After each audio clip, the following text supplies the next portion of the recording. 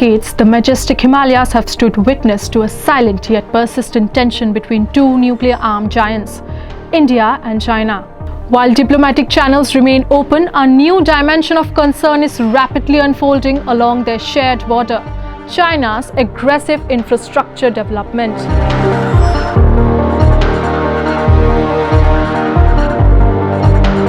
The 3,488-kilometer line of actual control remains undemarcated, a fertile ground for differing perceptions and, tragically, for clashes. From the brutal hand-to-hand combat in Ladakh's Galwan Valley in 2020, the face-offs in Sikkim's Nakula, to the more recent skirmish in Arunachal Pradesh's Tawang sector in 2022, the threat of escalation has always loomed large.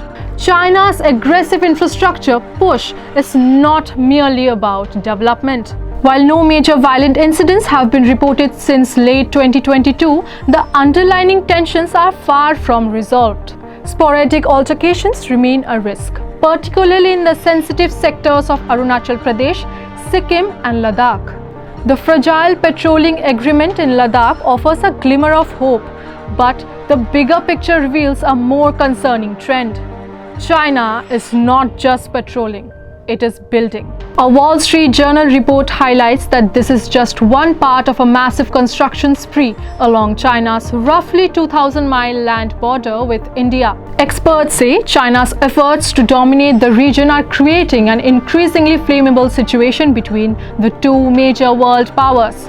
The report indicates the construction of over 628 Jiaokhang or well-off border defense villages since 2018, many strategically located in disputed territories. These dual-use settlements, complete with infrastructure like roads and power, serve both civilian and potentially military purposes. Satellite images show in Arunachal Pradesh, villages have sprung up in areas India considers its own. Similarly, near Ladakh's Pangong Lake, significant construction is visible on territory held by China but claimed by India. Beijing claims these are within its sovereign territory, like referring to Arunachal Pradesh as Jiangnan or South Tibet.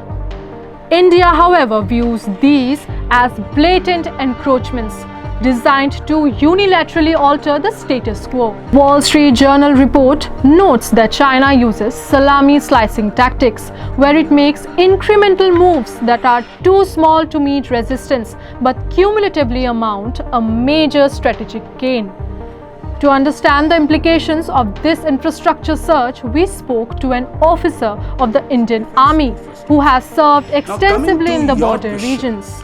I have served, out of my 33 years in the Indian Army, almost 17 years either in the Chinese border or in the Pakistani border.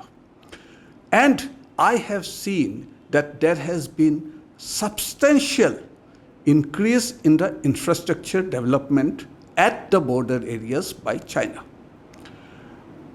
The concept which they are following is that, firstly, they build up villages along the borders which have dual purpose.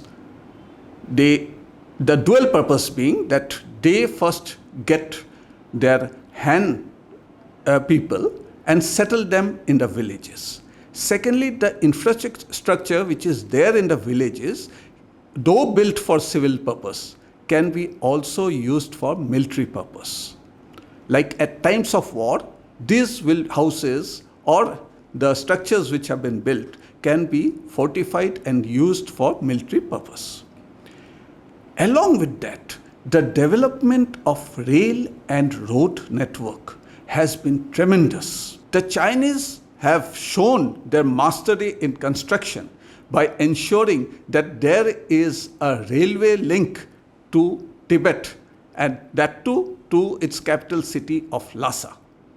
Moreover, the villages which are all along the borders, especially in our Arunachal sector, have got very nice roads built up right to the border. Therefore, I think the infrastructure has improved tremendously as far as the Chinese part is concerned. Recent reports where China has started building a railway link between Tibet and Xinjiang province.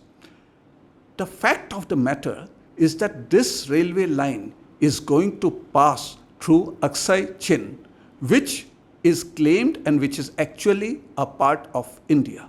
So that is a matter of great concern for us. The officer's words underscore the gravity of the situation. China's aggressive infrastructure push is not merely about development. It is a strategic move with clear security implications for India. The enhanced connectivity allows for quicker troop deployment, sustained logistical support, and a blustering of their presence in contested areas. The dual-use nature of the border villages further blurs the lines between civilian and military infrastructure. The numbers speak for themselves. The Wall Street Journal report that China is spending over $40 billion on the Sichuan-Tibet Railway, which will cut the travel time from Chengdu to Lhasa from 34 hours to just 13 hours. Experts say that this new infrastructure could reduce the time needed for Chinese forces to mobilize from a month to just 5 to 7 days. Over 20 new bridges have been built in Arunachal sector.